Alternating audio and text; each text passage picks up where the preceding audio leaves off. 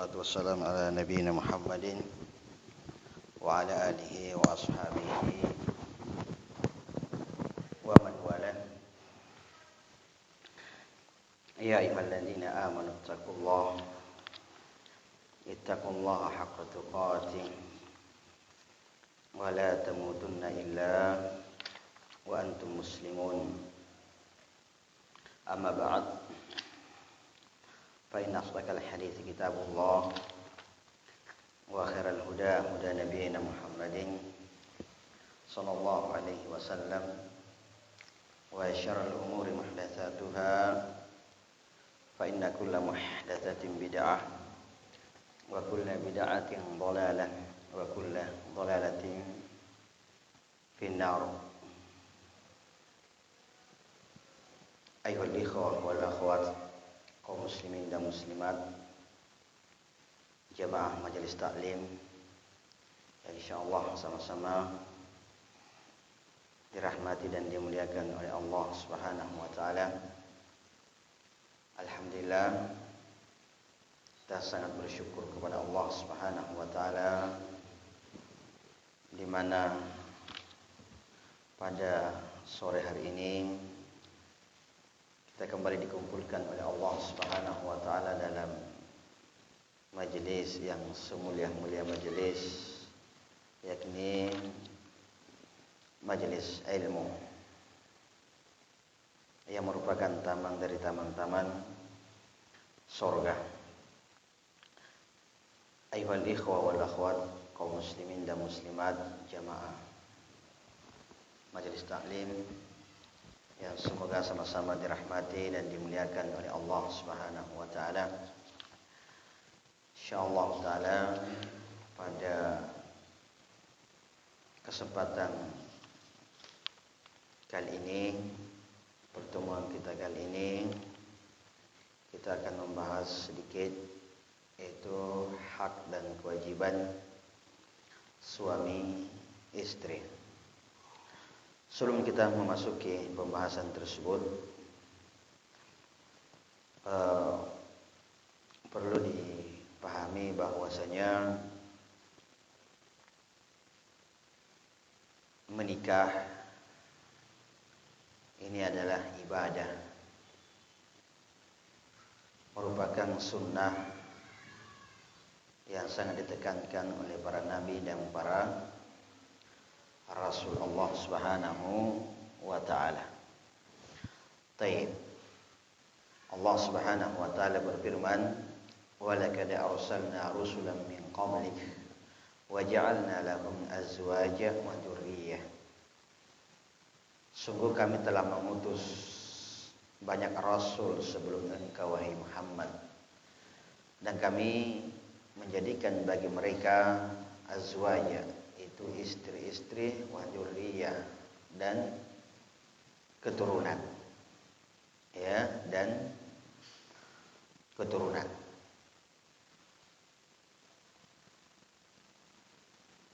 Maka hendaknya seseorang ketika hendak menikah, maka dia memperbaiki niatnya.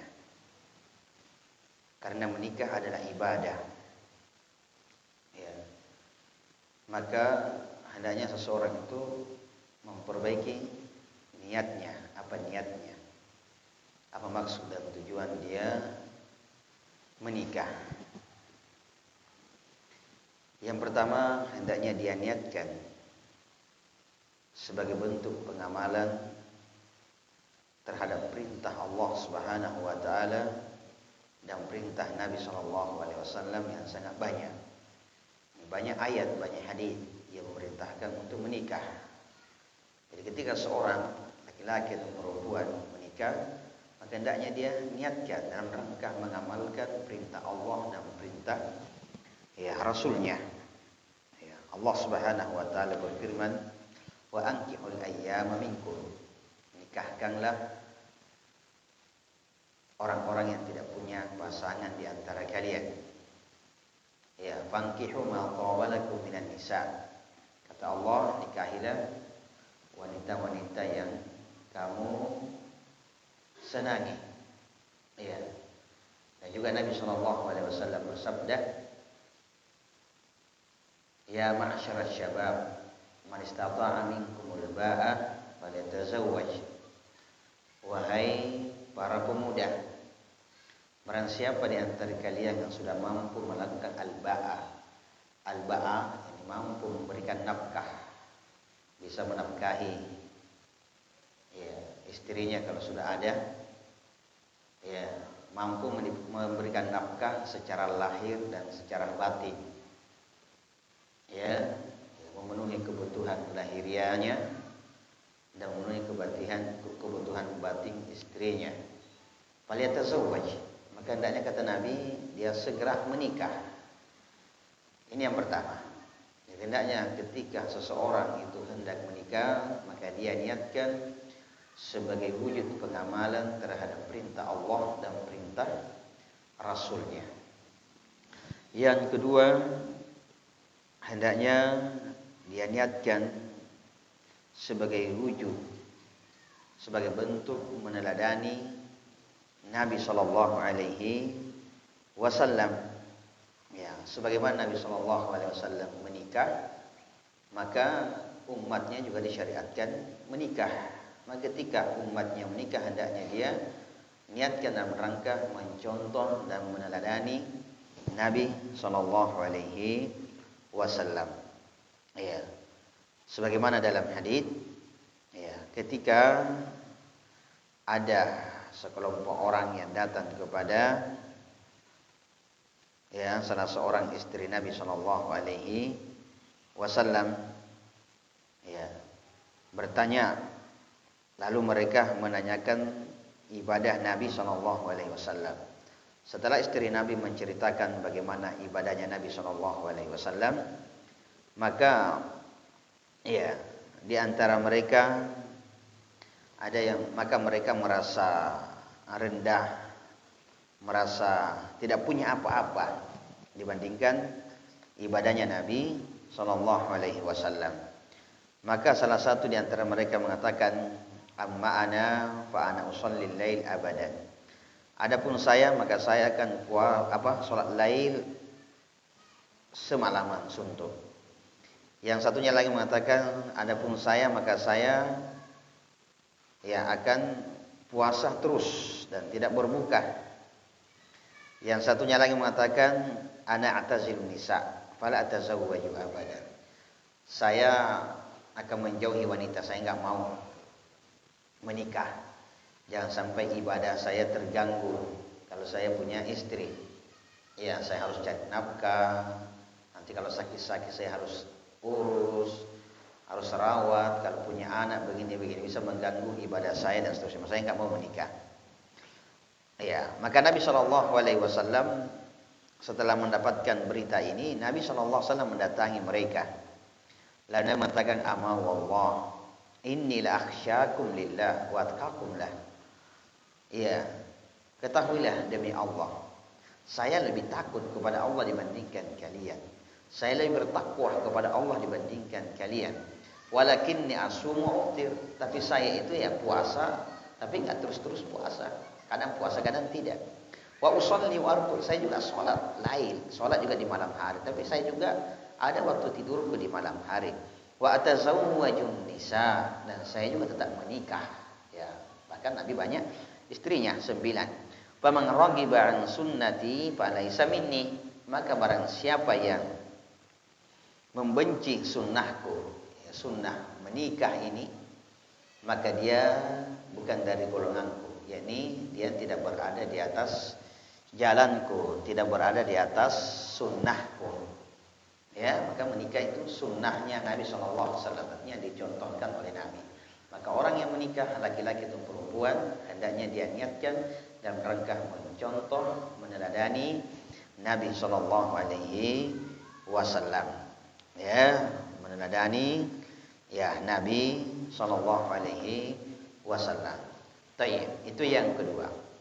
Hendaknya ya orang yang menikah dia niatkan menjadikan pernikahan tersebut sebagai sarana untuk semakin bisa menundukkan pandangannya, menjaga kehormatannya. Allah Subhanahu wa taala berfirman, "Qul lil mu'minin yaghuddu min absarihim." Sampaikanlah wahai Nabi kepada orang-orang yang beriman agar mereka menundukkan pandangannya. Ini yang laki-laki jangan memandang wanita-wanita yang bukan mahramnya, yang tidak halal dia pandang. Wa qul lil mu'minat yaghuddna min absarihin, dan sampaikan pula kepada para kaum wanita agar mereka itu menundukkan pandangannya. Ya, laki-laki dan perempuan sama-sama dituntut untuk menundukkan pandangannya. Dengan menikah, maka insyaallah ya laki-laki dan perempuan ya semakin bisa mengamalkan perintah Allah Subhanahu wa taala ini, perintah menundukkan pandangan. Karena apa yang ada pada wanita lain itu ada sama istrinya. Apa yang ada pada laki-laki di luar sana itu juga ada sama suaminya. Jadi nggak perlu lagi ya pandang laki-laki lain karena suaminya sudah ada. Nggak perlu lagi memandang wanita lain karena istrinya sudah ada. Apa yang ada pada orang lain, pada laki-laki lain ada semua lengkap juga pada suaminya. Apa yang ada pada wanita lain itu lengkap ada juga pada istrinya. Makanya Nabi SAW mengatakan, ya ma'asyarasy syabab man istata'a minkumul ba'a falyatazawwaj. Wahai kaum pemuda, siapa di antara kalian yang sudah mampu memberikan nafkah secara lahir dan batin, falyatazawwaj. Kenapa kata Nabi? Fa innahu aghaddu lil basar. Karena dengan menikah seseorang bisa lebih menahan pandangannya. Ya, dengan menikah laki-laki dan perempuan bisa lebih menundukkan pandangannya. Wa ahsanul farj. Dengan menikah seorang bisa lebih menjaga ya kemaluannya. Ya, dengan menikah seseorang bisa ya terjaga, tidak jatuh dalam hal-hal yang diharamkan oleh Allah Subhanahu wa taala.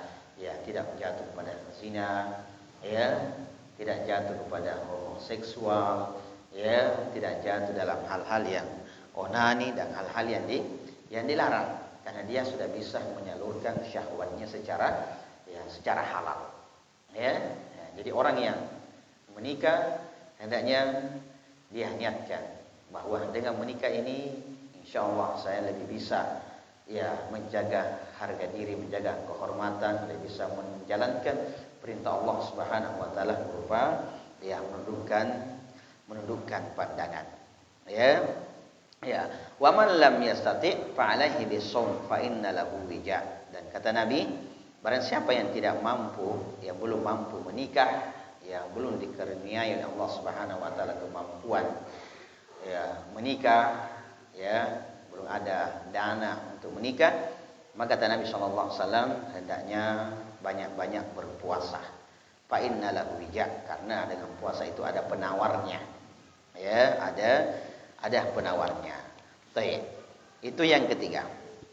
Yang keempat, ya orang yang menikah hendaknya dia niatkan menjadikan pernikahannya sebagai sarana ya memperbanyak keturunan, memperbanyak generasi. Ya. Karena itu salah satu maksud dan tujuan disyariatkannya menikah supaya lahir keturunan generasi-generasi yang soleh dan soleha.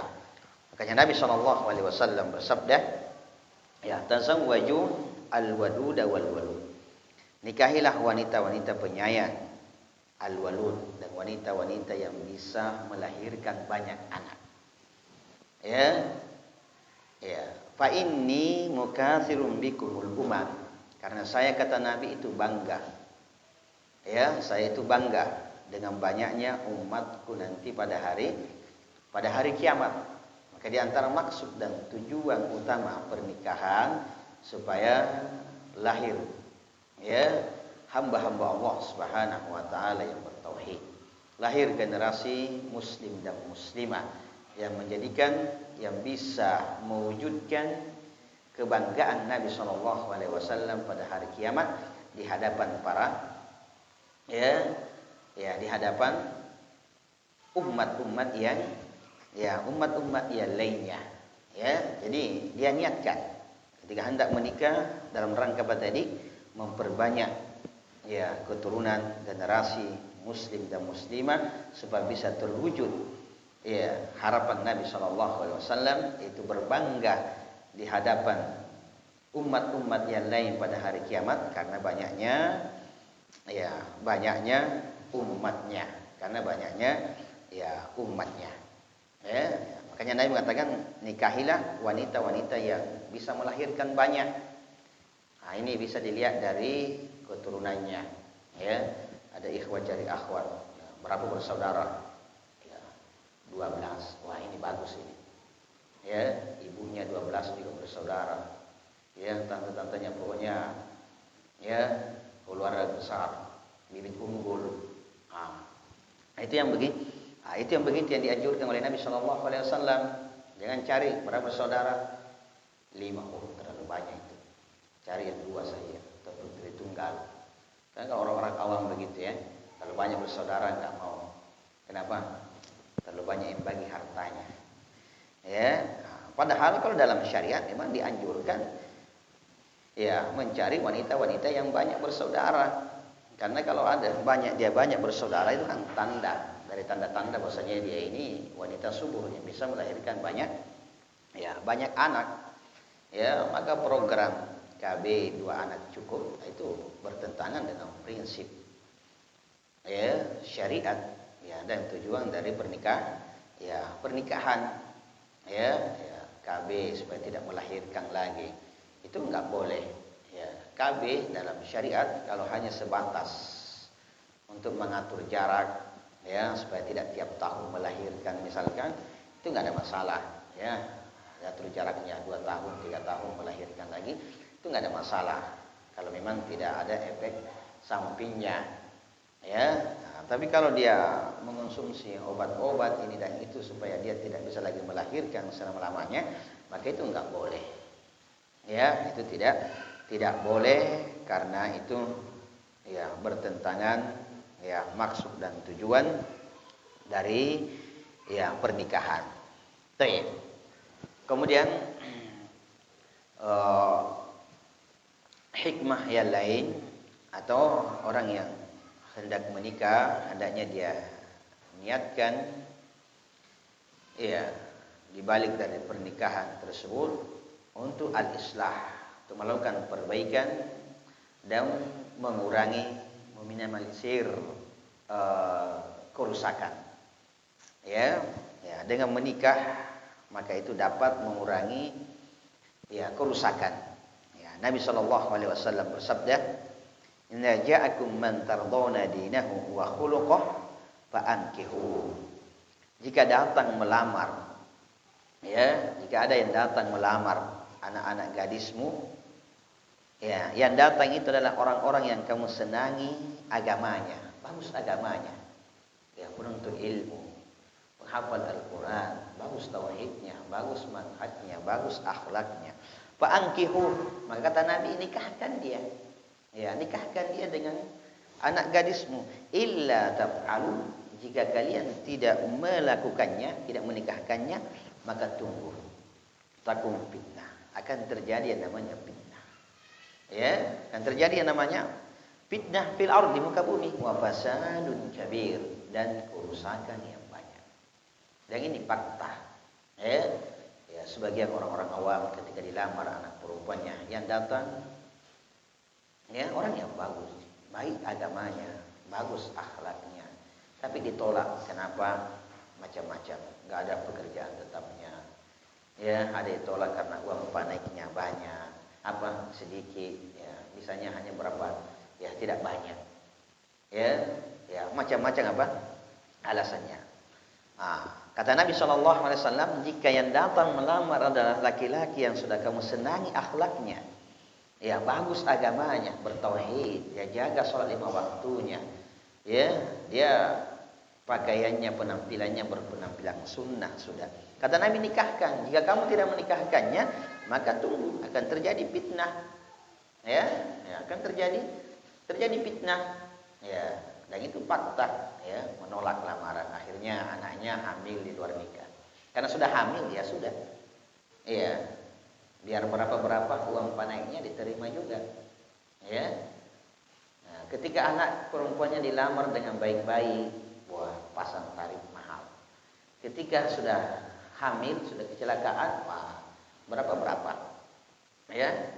Nah, itu kan fitnah, itu kerusakan, ya, itu kerusakan, ya, itu kerusakan, ya, wa fasadun kabir, ya. Jadi kerusakan, mana tidak terjadi kerusakan? Terjadi perzinahan di muka bumi, dosa besar, itu kerusakan, membuat kerusakan. Orang-orang yang melakukan maksiat di muka bumi, apa itu berzina, minum khamar, mencuri dan seterusnya, itu orang-orang yang membuat kerusakan di muka bumi. Allah Subhanahu wa taala berfirman, "Wala tufsidu fil ardi ba'da islahiha." Janganlah kalian melakukan perusakan di muka bumi setelah bumi itu diperbaiki. Bagaimana merusak bumi? Ya, merusak bumi itu bukan hanya ketika membakar hutan, ya, menebang pohon di hutan, menggundul hutan, baru katakan melakukan kerusakan. Itu kerusakan yang ringan itu kalau begitu. Ya, orang yang melakukan kesyirikan itu melakukan kerusakan. Ya, orang melakukan bidah ke bumi itu melakukan kerusakan. Orang yang melakukan maksiat, kemungkaran di sana sini, zina, khamar, ya, judi dan seterusnya, itu adalah orang-orang yang membuat kerusakan di muka bumi. Ya, di muka bumi. Ya, itu adalah orang-orang yang membuat, ya, kerusakan di muka bumi. Baik. Kemudian berikutnya, ya, orang yang menikah hendaknya dia niatkan, ya, untuk mencari atau menjadikan pernikahannya sebagai wasilah, ya, wasilah untuk mendapatkan anak yang soleh dan solehah yang kelak akan mendoakan dia ketika dia masih hidup ataupun ketika dia sudah meninggal. Ya, Nabi SAW bersabda, "Idza mata ibnu Adam inqata'a 'amaluhu." Apabila anak cucu Adam sudah meninggal, terputuslah amalannya. Ya, apabila anak cucu Adam sudah meninggal, maka terputuslah amalannya. Ini orang yang sudah meninggal nggak bisa lagi beramal, berbuat supaya kebaikannya bertambah. Tidak bisa lagi berbuat, melakukan sesuatu supaya dosanya berkurang. Illa min taraf, kecuali melalui 3 jalur. Yang pertama, shadaqatin jariyah, sedekah jariah.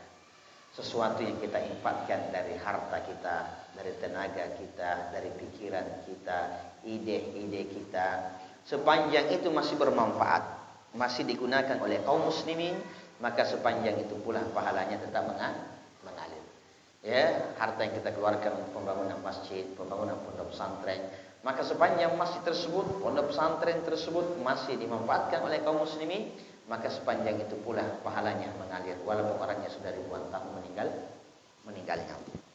Yang kedua, al-ilmu yuntafa'u bi, ilmu yang bermanfaat, ilmu yang kita ajarkan kepada umat, ya, nasihat-nasihat yang kita sampaikan kepada orang, faedah-faedah ilmu yang kita share di media-media sosial, orang mengambil manfaat, maka sepanjang ilmu itu masih bermanfaat, masih digunakan oleh kaum muslimin, maka sepanjang itu pula pahalanya mengalir. Yang ketiga, waladin soleh yad'ulah, anak soleh yang mendoakannya. Ya, ketika seorang sudah meninggal, maka orang yang meninggal itu butuh kepada orang yang masih hidup. Butuh apa orang yang sudah meninggal kepada orang yang masih hidup?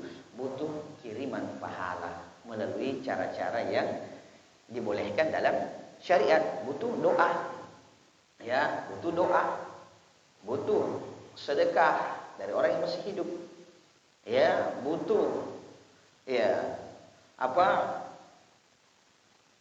tambahan pahala, transferan pahala dengan apa tadi, dengan cara-cara yang memang dibolehkan dalam syariat. Ya, tentu yang paling diharapkan bisa mendoakan kita, yang paling kita harapkan bisa mengirimkan kita pahala melalui cara-cara yang benar adalah anak. Ya, awalan yang soleh, ya, anak soleh. Tapi syaratnya tadi menjadi anak yang soleh, karena hanya anak yang soleh itu yang mengerti apa yang dibutuhkan oleh orang tuanya yang sudah meninggal. Ya, orang tuanya yang sudah meninggal. Ya, jadi hendaknya diniatkan bahwa saya menikah supaya bisa mendapatkan anak yang soleh dan soleha yang kelak mendoakan saya baik ketika saya masih hidup atau ketika saya sudah meninggal, dan terutama ketika sudah meninggal. Ya, disebutkan dalam hadits yang sahih bahwa innar rajula yurfa'u darajatuhu fil jannah, bahwa ada seseorang di dalam surga kedudukannya terus dan terus diangkat. Ya, dinaikkan terus derajatnya di dalam surga sampai orang tersebut heran. Ya, sampai heran. Kenapa derajatnya bisa naik terus? Ya, di dalam surga. Ya. Dia bertanya kepada Allah Subhanahu wa taala, "Ya Allah, dengan sebab apa saya bisa meraih derajat yang tinggi seperti ini?" Kata Allah Subhanahu wa taala, "Bistighfari waladi." Disebabkan karena anakmu yang beristighfar. Ya, disebabkan karena anakmu yang beristighfar, memohon ampun untukmu. Anaknya rajin berdoa kepada Allah, "Ya Allah, ampunilah ya kedua orang tuaku, maafkan dosa-dosanya, maafkan kesalahan-kesalahannya, angkat derajatnya, tinggikan derajatnya di dalam surgamu." Ya, ini subhanallah. Ya, subhanallah. Orang tua bisa naik derajatnya terus-menerus, diangkat, ditinggikan dan ditinggikan disebabkan karena apanya? Doa anaknya.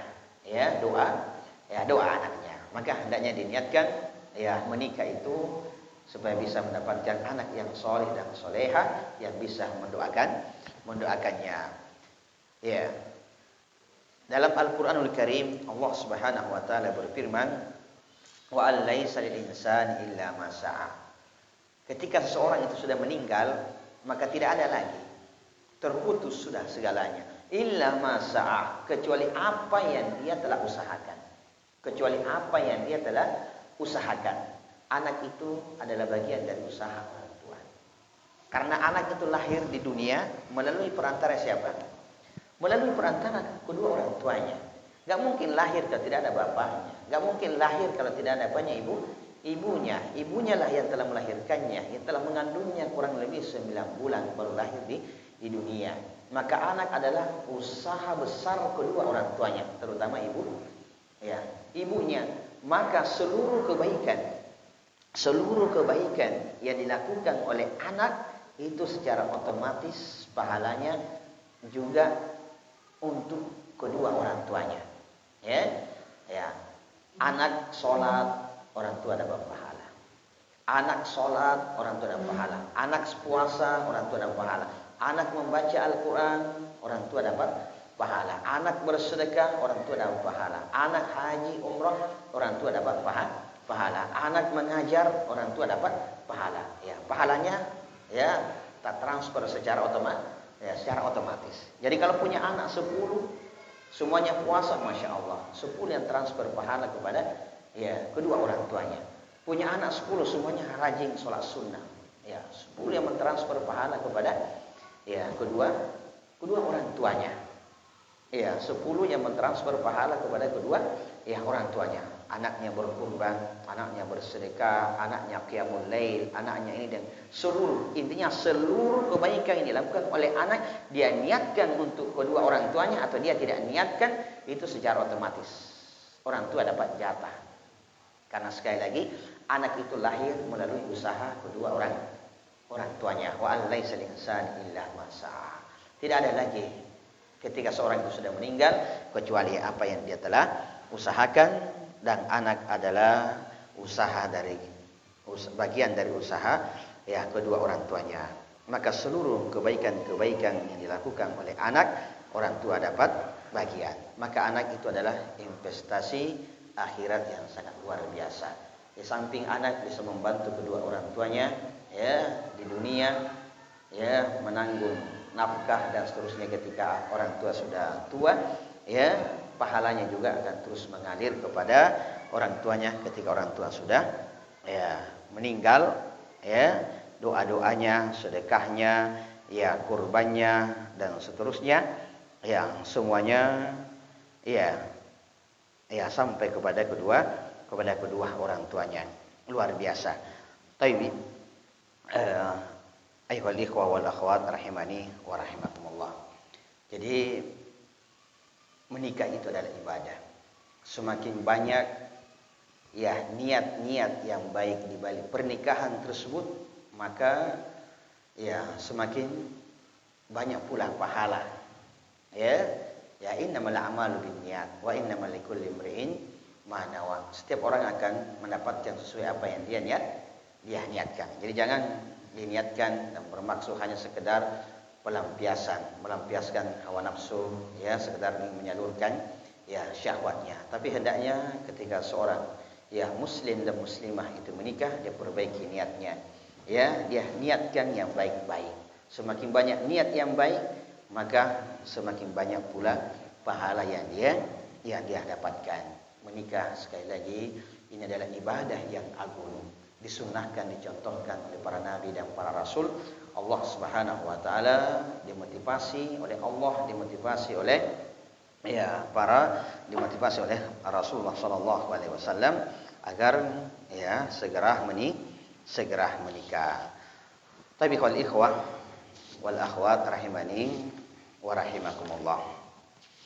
Pernikahan diibaratkan dalam Islam itu sebagai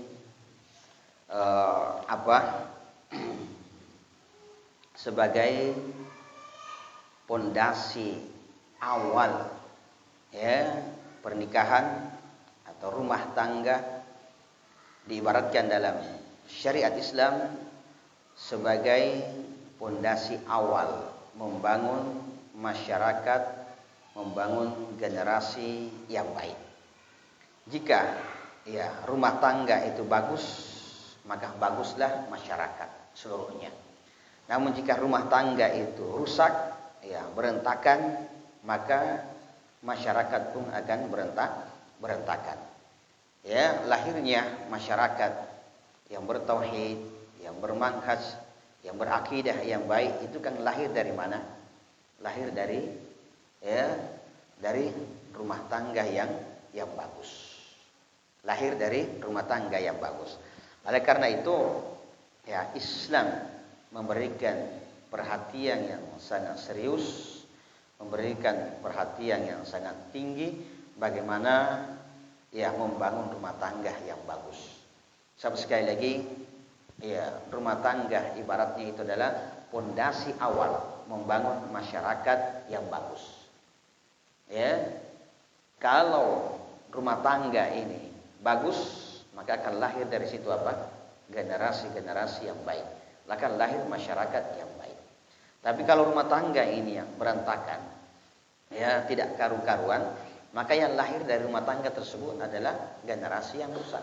Kalau lahir dari rumah tangga yang rusak ini adalah generasi yang rusak, ya maka akan menjadi yang lahir pun adalah masyarakat yang rusak. Baik, ya. Jadi sekali lagi rumah tangga itu ibaratnya adalah pondasi awal untuk membangun masyarakat yang baik. Baik dan tidaknya masyarakat ditentukan baik dan tidaknya rumah tangga. Rumah tangga. Baik. Oleh karena itu Islam menganggap dan Islam menggambarkan dan memberikan perumpamaan bahwa rumah tangga itu ibaratnya adalah sebuah perusahaan yang dibangun berdua. Ya, rumah tangga ibaratnya adalah sebuah perusahaan yang dibangun berdua, dikelola berdua, yakni suami dan istri. Dan Islam menjadikan suami sebagai penanggung jawab utama. Ya, Islam menjadikan suami sebagai penanggung jawab utama dalam keberlangsungan perusahaan tadi yang dibangun berdua. Ya. Islam menjadikan suami sebagai penanggung jawab utama dalam keberlangsungan rumah tangga tersebut. Ya, ini perumpamaan yang indah ya. Jadi membangun rumah tangga, di dalamnya ada suami dan istri, ibaratnya membangun sebuah perusahaan yang akan dikelola berdua. Tanggung jawab besar lebih dibebankan kepada suami, karena suami adalah pemimpin. Ar-rijalu qawwamuna 'alan nisa. Laki-laki adalah pemimpin terhadap kaum wanita. Ya. Demi keberlangsungan perusahaan yang dikelola, yang dibangun berdua ini, Islam memberikan masing-masing keduanya hak dan kewajiban. Ya, perusahaan yang dibangun berdua akan dikelola berdua ini, ya, Islam memberikan masing-masing hak dan kewajiban. Ya, suami ada kewajibannya yang harus dia tunaikan. Istri ada kewajibannya yang harus dia tunaikan, yang harus dijalankan. Suami ada haknya yang mesti diberikan kepada istrinya. Istri juga ada haknya yang juga mesti diberikan oleh suaminya. Perusahaan yang dibangun dan dikelola berdua ini akan berjalan dengan baik, bertahan jika keduanya sama-sama sadar menunaikan kewajibannya. Ya, sama-sama sadar menjalankan dan menunaikan kewajibannya, dan tidak terlalu banyak menuntut haknya jika terjadi kekurangan-kekurangan. Ya, jadi lebih fokus arah perhatiannya dan pandangannya lebih fokus kepada sisi menunaikan kewajibannya. Adapun masalah haknya, dia terpenuhi dengan baik atau tidak, maka cenderung menutup mata. Jika hal ini bisa dijalankan, suami menunaikan kewajibannya, istri menunaikan kewajibannya, dan masing-masing menutup mata ketika terjadi kekurangan dan kelalaian dalam hak-haknya dia yang berkaitan dengan urusan dunia, maka insya Allah perusahaan ini akan tetap bertahan dan berjalan dengan baik. Rumah tangga ini akan terus bertahan dan berjalan dengan baik. Tapi kapan titik perhatiannya lebih dititik beratkan pada hak, hanya pandai meminta dan menuntut haknya, namun sering terjadi kelalaian dalam menunaikan kewajibannya. Disitulah biasa perusahaan itu menjadi macet, macet dan sudah tidak beroperasi lagi. Begitulah ibaratnya kehidupan rumah tangga. Begitulah ibaratnya kehidupan rumah tangga yang digambarkan dalam Islam. Baik.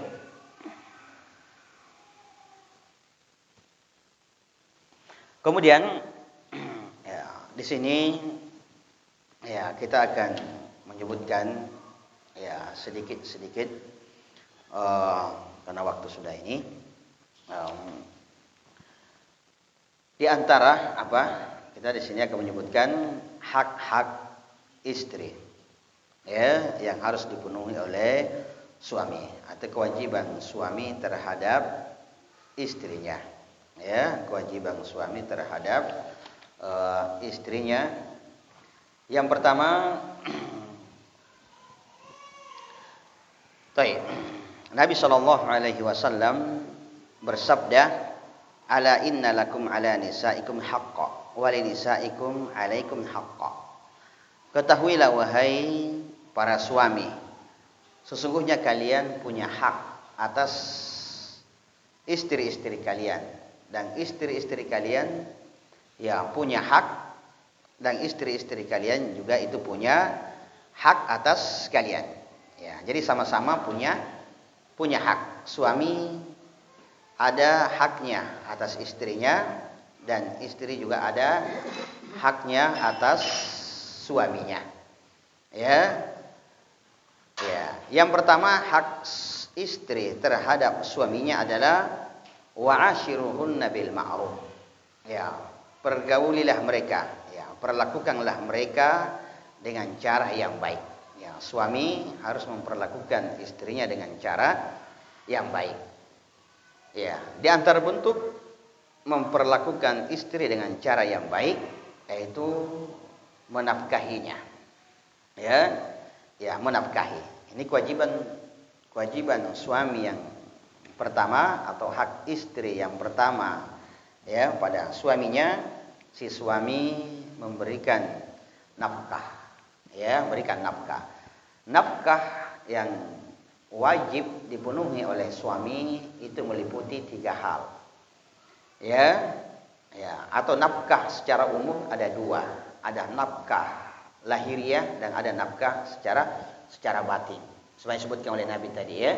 Siapa di antara kalian mastata'a minkumul ba'a? Siapa di antara kalian yang bisa melakukan al-ba'a, memberi nafkah secara lahir dan secara batin, maka hendaknya dia menikah. Tapi yang akan kita banyak bahas di sini terkait masalah nafkah lahiriah ya. Adapun laki-laki yang tidak bisa memberikan nafkah batin kepada istrinya, secara hukum asal itu dilarang menikah. Laki-laki yang bermasalah impoten itu asalnya dilarang menikah. Karena tidak bisa memenuhi nafkah batinnya istrinya. Nah, nafkah ini, nafkah lahiriah ada 3. Yang pertama terkait masalah nafkah makanan dan minuman. Yang kedua nafkah pakaian. Yang ketiga nafkah berupa tempat tinggal. Nafkah berupa tempat tinggal. Nabi SAW pernah ditanya, "Ma haqqu zaujati ahadina alai?" Apa haknya istri kepada suaminya? Apa haknya istri atas suaminya? Kata Nabi SAW, "Antut'imaha idza ta'imta." Kamu beri makan istrimu jika kamu makan. Wa taksuha idza tasaita. Kamu beri dia pakaian jika kamu sudah punya pakaian. Wala tadrib al-wajha wala tuqabbih wala tahjur illa fil bait. Dan jangan pukul wajahnya, jangan kamu celah caci maki dia, dan jangan kamu tinggalkan kecuali di dalam rumah saja. Tinggalkan bisa tempat tidur. Bisa tempat tidur. Baik, nafkah yang pertama terkait masalah nafkah makanan. Suami harus bertanggung jawab memberikan kepada istrinya nafkah, memberi makan. Memberi makan kepada istri itu dengan menu standar dengan menu-menu makannya standar. Jadi kalau misalkan di daerah tersebut misalkan makannya 3 kali sehari, pagi, siang, malam. Menu makannya misalkan ikan, tempe, tahu. Maka nafkah makanan yang wajib diberikan oleh suami kepada istrinya seperti itu. Dia kasih makan istrinya 3 kali 1 hari. Dia belikan menu standar yang umum di masyarakat. Yang umum di masyarakat. Jadi kalau memang masyarakat situ umumnya misalkan menunya itu ikan, sayur-sayur bening, ikan layang, ikan katombel dan misalnya itu. Kalau suami sudah bisa menyiapkan makan 3 kali sehari dengan menu yang umum di daerah tersebut, berarti itu suami sudah menunaikan kewajibannya. Nggak bisa dituntut dia selalu beli ayam, harus daging. Kalau dia beli ayam, dia beli daging, itu artinya dia berbuat baik. Tapi nggak boleh dikatakan, wah ini suami saya nggak ngasih nafkah berupa ayam, berupa daging dan seterusnya. Karena itu memang tidak wajib. Kan apa tadi menu standar yang menjadi menjadi ukuran. Menu standar yang menjadi ukuran. Bisa dipahami ya. Karena ini perlu dipahami oleh kedua belah pihak. Karena kadang-kadang sebagian orang selalu berdalil suami itu harus menafkahi istrinya. Betul, suami harus menafkahi istrinya. Tapi batas nafkah yang wajib ditunaikan oleh suami sampai di mana? Itu yang perlu dipahami batasannya. Dalam urusan makanan, maka menu standar yang rata di daerah itu. Itu yang kewajibannya suami. Itu kewajibannya suami. Yang kedua, nafkah terkait kalau masalah minumnya kan umum air putih saya yang diminum Yang kedua, nafkah berupa pakaian. Ya, nafkah berupa pakaian. Suami bertanggung jawab memberikan pakaian istrinya, pakaian yang tentunya ya standar dalam syariat. Ya, ini bisa menutup aurat. Ya, bisa menutup aurat. Jadi kalau suami sudah membelikan kepada istrinya pakaian yang bisa menutupi auratnya, ya ketika di dalam rumah kebetulan ada tamu misalkan atau keluar, ya sudah ada pakaian yang dia pakai untuk keluar yang menutup aurat, tertutup sudah auratnya, berarti suami itu sudah menunaikan apanya? Kewajiban nafkah terkait masalah pakaian. Ya, hanya kalau dibelikan pakaian sudah ada pakaiannya 3-4 lembar, ya, jilbabnya 2-3 lembar dipakai ganti-ganti. Ya, maka itu artinya apa? Suami sudah memenuhi apanya? Kewajibannya. Ya, jadi enggak mesti suami ya beli pakaian, beli baju baru setiap lebaran. Ya, setiap tahun harus beli baju baru. Kalau tidak, wah, dikata-katai, enggak kasih nafkah, enggak dia nafkahi apanya? Ya, istrinya. Ya, kalau masih ada pakaiannya dan masih layak dipakai, masih menutup aurat, berarti suami belum berkewajiban beli lagi, ya kan? Masih ada jilbabnya yang bagus dipakai untuk pergi, belum ada robeknya, ya. Nah, cuma karena istrinya ini malu-malu, setiap kita mau pergi-pergi taklim ini lagi yang dipakai, ada acara walimah ini lagi dipakai, terlalu tandai maki orang, masih jauh nak kenal si ane itu jilbabnya warna begini, ya. Ya, kalau suami mau membelikan lagi, itu artinya suami ya bersedekah, ya, suami berbuat baik.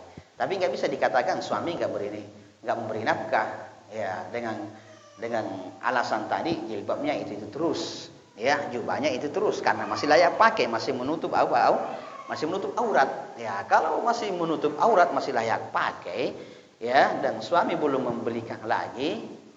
Ya, suami belum membelikan lagi, maka nggak bisa dikatakan suami tidak menunaikan kewajiban yang memberi nafkah berupa pakaian. Buktinya dia sudah beli dan pakaian yang dibeli masih layak pakai, masih bisa menutup aurat. Ya, itu apa ini kewajiban yang harus dipenuhi, ya. Bukan berarti suami nggak usah membelikan. Kalau masih ada masih layak pakai, suami nggak perlu lagi belikan. Ya, kalau suami mau membelikan, ya masih bagus mau beli lagi, masih bagus beli lagi, nggak ada masalah, ya, nggak ada masalah. Yang kita bahas di sini adalah nafkah yang sifatnya wajib. Ya, lebih dari yang wajib itu lain pembahasan, ya, lain pembahasannya, supaya istri tidak menuntut lebih daripada haknya, ya, dan supaya suami ya menjalankan kewajibannya. Kan itu maksudnya di sini. Itu maksudnya kita bahas nafkah standar dalam makanan, nafkah standar dalam pakaian, supaya ya tidak terjadi ketimpangan.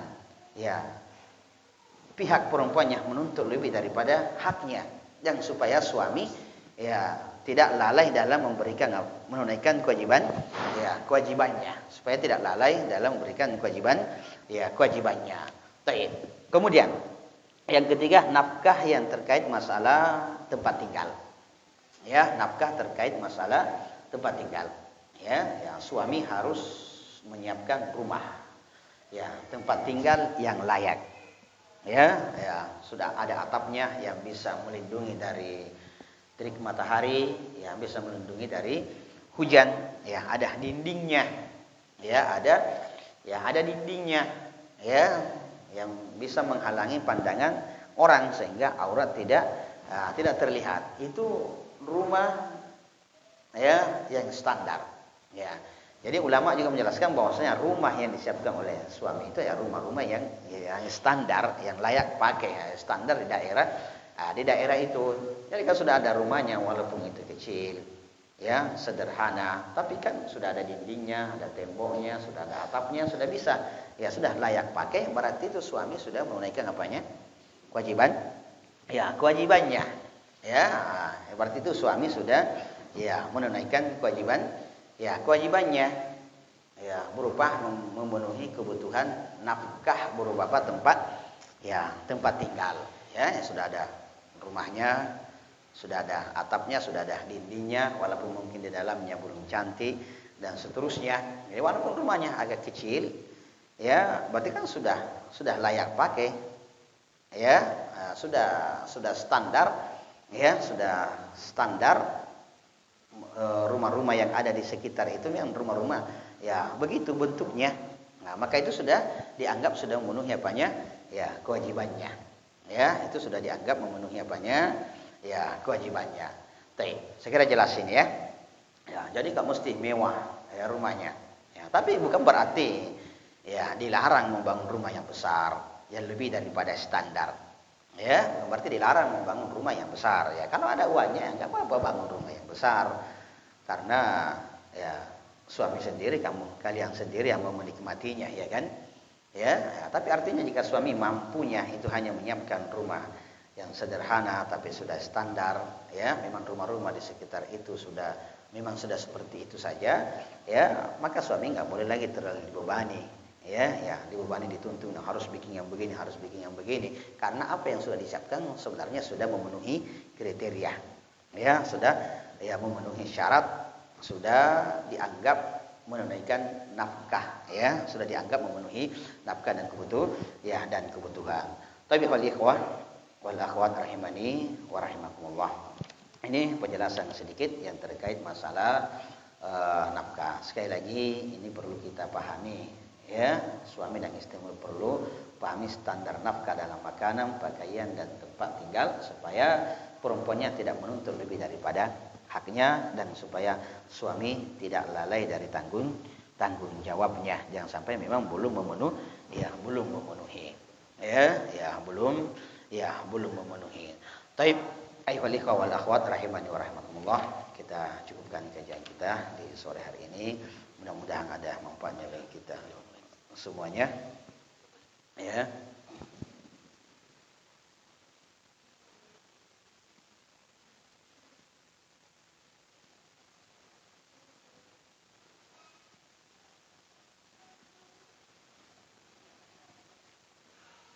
Di sini ada pertanyaan. Assalamualaikum. Waalaikumsalam.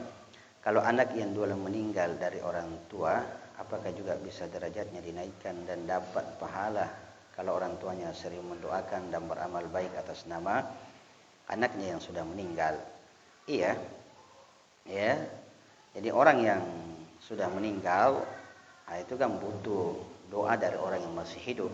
Apakah dari orang tuanya atau dari orang lain ya, apakah dari orang tuanya, dari anaknya, dari keluarganya, atau dari teman-temannya, atau dari siapa saja ya, dari siapa saja.